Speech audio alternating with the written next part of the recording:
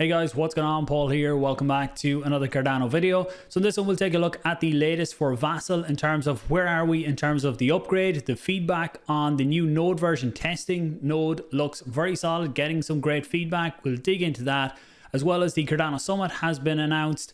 Cornucopias have another sale, an NFT sale coming up this weekend. Some happy about it, some not so happy about it, but we'll dig into that as well. I will have the team on the channel later this week, so questions for them, do leave them down below.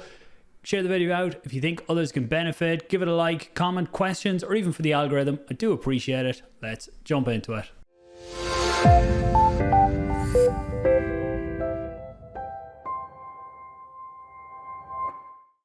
Okay, we'll start out here with Pool Tool to have an overview of where the network stands right now. And again, any links I talk about here, I will leave down below for you to check out, as well as timestamps, but we'll try and make this one fairly quick. So the three main metrics that we need to monitor for the Vasil Hard fork are SPOs, 75% of them upgraded to the latest node version of 1.35.3, which a lot of people are tracking right now. The other two metrics as well that are being forgotten about a little bit are that third parties, all or 80% of the volume on third parties needs to be upgraded as well. I'll show you a site for tracking that. And the top 10 D apps as well need to be updated. I haven't found anywhere that states how or what version they are on now, but I might try and start reaching out to them or see can I find something that is tracking that as well.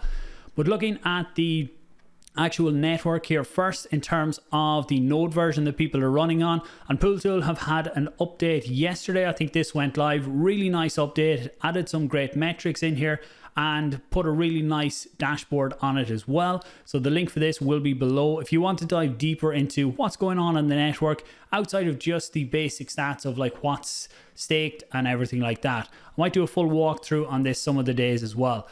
So if we look here now by blocks, we're on 24% of blocks are currently being minted on 1.35.3, which is the version, the latest node version. We'll talk about the testing as well in a minute. That's the latest node version that is there for the Vasil Hard fork. If you look at it by stake, which is the one we want to track, 30% of current stake now is on nodes that are upgraded to 1.35.3. There is 67% on 1.34.1, which was the last stable version.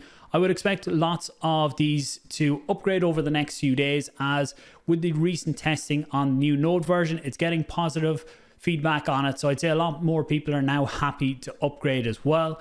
There are still some SPOs running 1.35.2, so it would be good to see these guys getting updated as quick as possible. Not just as big a rush on the older software, but for these ones here, I'd like to see them upgraded fairly quick.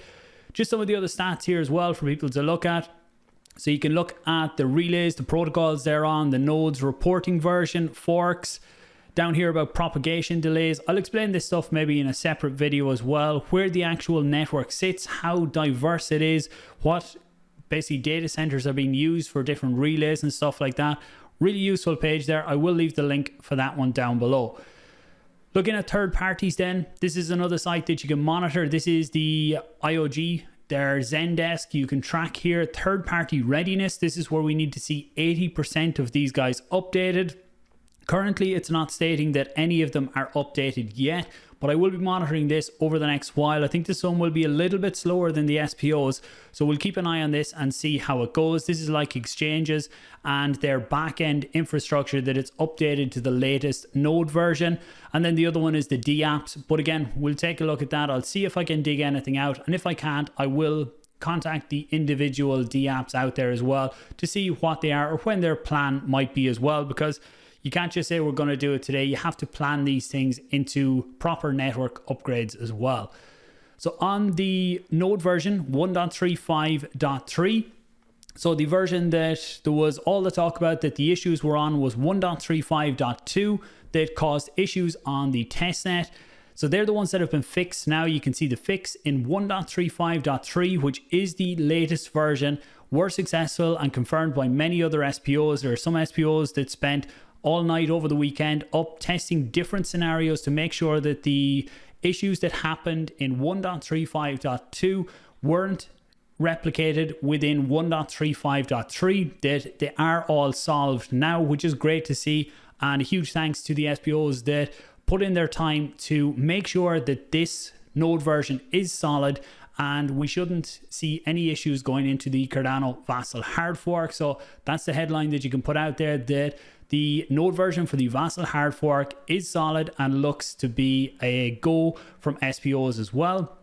Andrew as well done a video here talking about everything that happened, went through the whole process of what happened, some of the SPOs that helped find the bug, worked on some of the solutions as well. So I will leave a link to that one down below, and I've recommended Andrew's channel before, so if you're into the tech side of Cardano, he's definitely a great guy to follow there as well.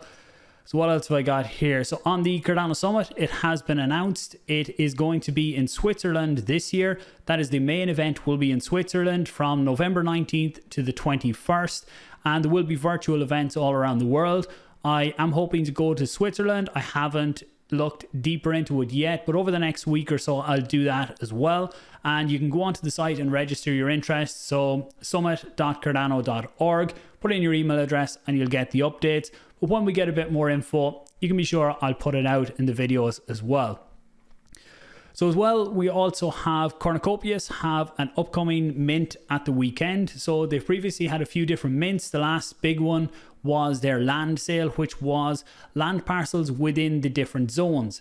Now there's something called the custom domes, and there was a bit of controversy on this. People with low liquidity in the NFT secondary markets are not that happy seeing another big mint coming on, but I suppose this is part of how things have to work. But I'll get deeper into that in the video. I am going to have the team on, I think, Thursday. So we'll talk all about this then, and I can ask questions. If you have direct questions for them, leave them below and I will get them answered in that call as well. But just on the custom domes, they do look very nice. You can see here, this is what a custom dome would be. So it's a completely separate area with your land sales.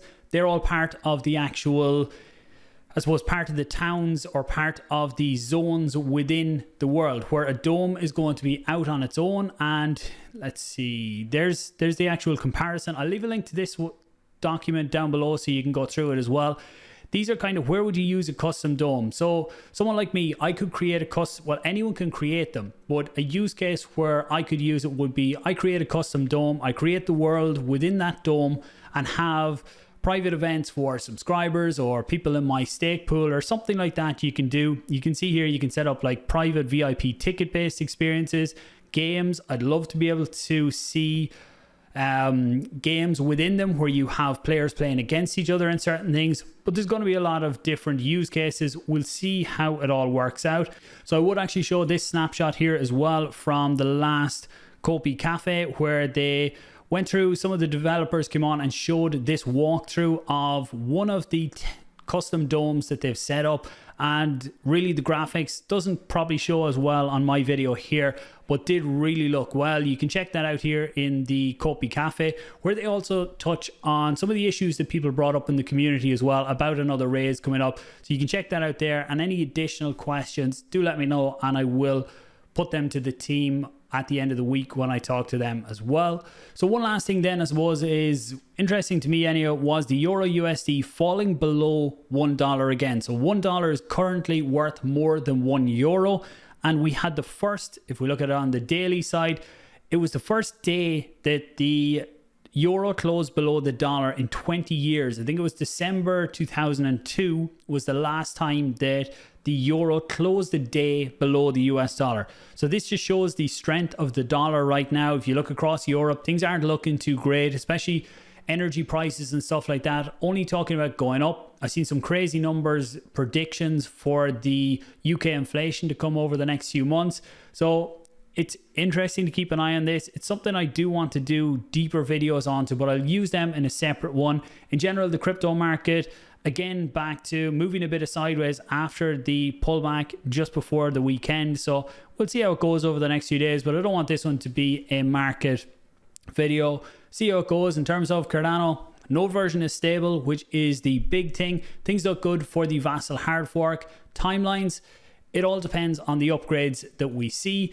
I would say the SPOs will get there fairly soon. It's the third parties that I will be looking at to see how long that's going to happen. So my own guess on this would be mid-September, maybe even pushing on towards the end, depending on how quickly the third parties update. The next week or so should give us a better picture on that when we start to see if this page gets updated and where the SPOs line up as well. But I don't think the SPOs will be the ones that will slow this down. It will be the other entities getting them up there as well. Important things I suppose to take from this are that Vasil looks good, the node software looks good as well, so it's just a matter of getting the upgrades done, and then we can trigger the hard fork before the turn of one epoch. 5 days later, the changes will come into the network, and that's when we can really start to see things developing. Thanks for watching, guys. I do appreciate it. Subscribe if you're new. Give the video a like, comment below questions or anything like that. I'll talk to you soon.